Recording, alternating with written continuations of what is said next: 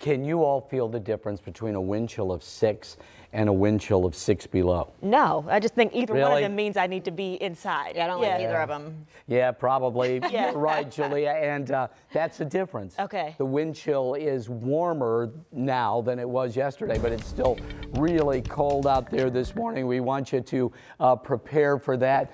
But look at the difference between today and Sunday. We'll see a 20-degree difference in temperatures as we move on into the next few days. Now, as far as today is concerned, one of the things that we've got going on is the fact that it will eventually warm up. Winds out of the west-southwest, but right now it is so cold out there. Here's the wind chill, 6. The air temperature right now is 16. It's 12 in Lafayette, 15 in Bloomington, 14 in Richmond. You will recall that yesterday at this time, we had a big old wind, in fact, a 38-mile-per-hour gust. Now that wind is 7 miles per hour. So don't get me wrong. Yes, this is cold. You need to wear the warmest thing you have, but it is not as cold as yesterday. Now I wanted to show you what the past few hours have looked like with this snow on I-69 eventually moving out. That winter storm warning, I don't know how that got on there, but that's for Pennsylvania. But the reason, if you go to I-69 today and from Fort Wayne all the way into Michigan, if there's snow on the road, that's why, about an inch to an inch and a half of lake effect snow. For us, big jump in temperatures by the time we reach Monday, and we'll get to that in a few minutes. Oh, I forgot. It's my traffic time. Hey man, I'm on so much medication, I don't even know where I'm at. Hey, we've got some problems on I-74. So this is 465. That's Beech Grove area. This is on 52 as if you're headed to New Pal, and that's the crash. Now the crash was called in about a half an hour ago. This is I-74 near Acton Road, and we're down to one lane in that area. To the north now, we've got another situation with I-69 that is slowing down. It's not as bad as it was. Once you get to 65 at 106th Street or 69 at 106th Street, you're going 65 miles per hour. But again, we have these construction zones there, and this was backed up about 30 minutes ago, and it may be on and off during the weekend here. Keep that in mind. Southbound I-69. We'll have more in a few minutes. Thank you, Chuck. It's 6:03. This morning, police are investigating a deadly shooting in Lafayette. Police tell us one person is dead, 3 others are injured after that shooting inside of a laundromat.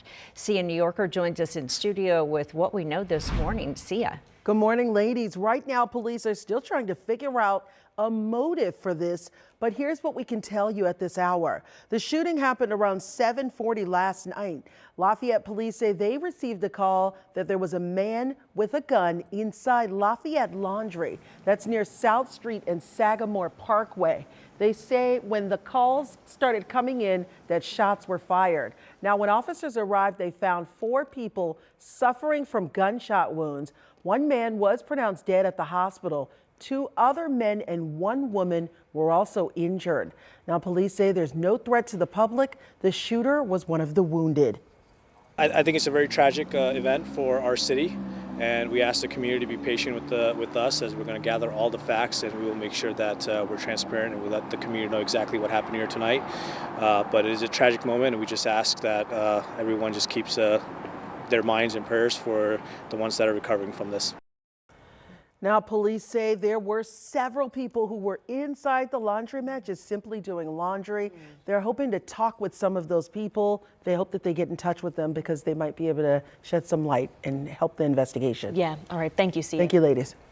Well, this morning, police are now confirming new details in a deadly police shooting. You may remember this happened on Wednesday at the Office Park near Brookville Road and 465. That's where police were called to a crash, but they were quickly met with a man with a machete. Now police say the suspect knew the victims and that he crashed into them moments before police got there. Investigators believe the suspect waited for a man and a woman to leave work and then rammed his car into theirs. That's when the woman got out and was allegedly stabbed. The man was also hurt but ran away for help. Witnesses also say the suspect waited for police. When they arrived, he then lunged at them with that machete. That's when officers opened fire, shooting and killing him. Police say the suspect was a former employee at one of those businesses in the area, and the two victims, they are expected to be okay. In just a few hours, we'll hear closing arguments in the trial of two IMPD officers that are charged in a man's death. So defense attorneys wrapped up their case yesterday in the death of Herman Whitfield III. This happened in 2022.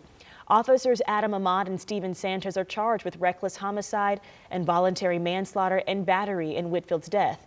Yesterday, Ahmad testified about what happened the day that Whitfield died. A doctor from Louisville also took the stand, saying that Whitfield died from cardiac arrest because of THC in his system. But a prosecution witness disagreed. He attributed Whitfield's death to prone restraint. We will be back in court for this morning at 8:30. Well, this morning, IMPD is now under a new contract. Officers overwhelmingly ratified their new contract with 97% approval. So this deal focuses on attracting new officers and holding on to those already on the force. IMPD officers are now among the highest paid in the state. The contract will raise the average salary by 24% over a 4-year period. New this morning, we're learning that the Indiana Supreme Court is denying Joseph Corcoran a stay on his execution.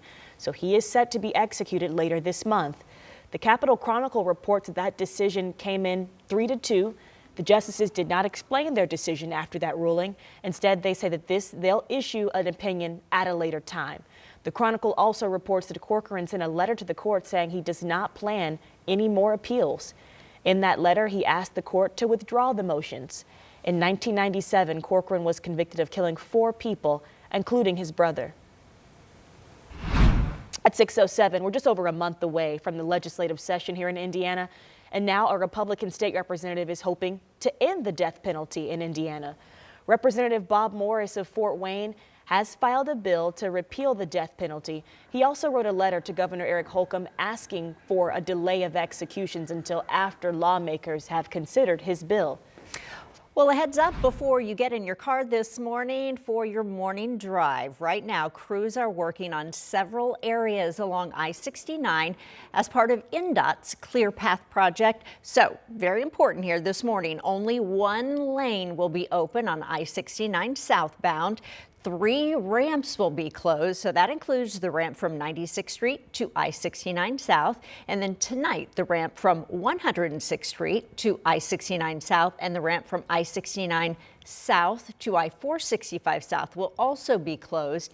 Now that ramp is expected to reopen Sunday at noon, while all other closures are set to reopen by 6 a.m. Monday morning. INDOT says the improvements will make a big difference for drivers. It is a short span of time for us to be doing hitting a huge milestone. So these significant ramp and lane closures are needed to shift I-69 southbound traffic onto 3 new bridges and open up 82nd Street ramps. All right, we know that area is a mess, so anything they can do to improve it. So that project is set to be completed by the end of 2025. We'll try and remind you of all of that Monday morning as well. Just get in the car and be confused. Yes, exactly. Just kidding. Well, Oregon and Penn State will face off for the Big Ten Championship tomorrow night inside Lucas Oil Stadium. Since both teams are traveling pretty far for this, fans will be coming from the West Coast and the East Coast. Indianapolis has hosted the Big Ten Championship, though, since its creation in 2011. And every year, they aim to make it bigger and better.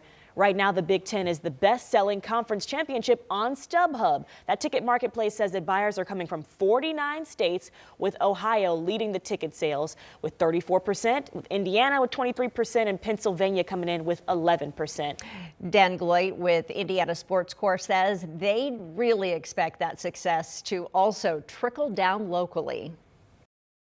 All these fans coming in is going to be a huge impact for our restaurants and our hotels and things like that. So year in and year out, this is a big time event, both economically for our city.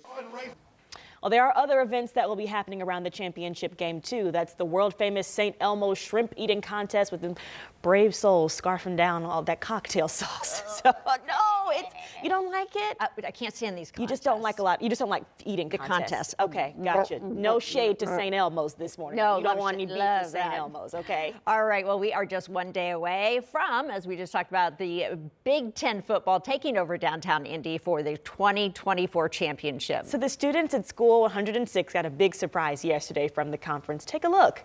A brand new media center along with new books. They've got new backpacks that are full of supplies. And this is thanks to an educational partnership with the College Football Playoff Foundation. So right now there are about 90 students at the school with, get this, perfect attendance. That's awesome. So yesterday they got a very special prize from the Big Ten.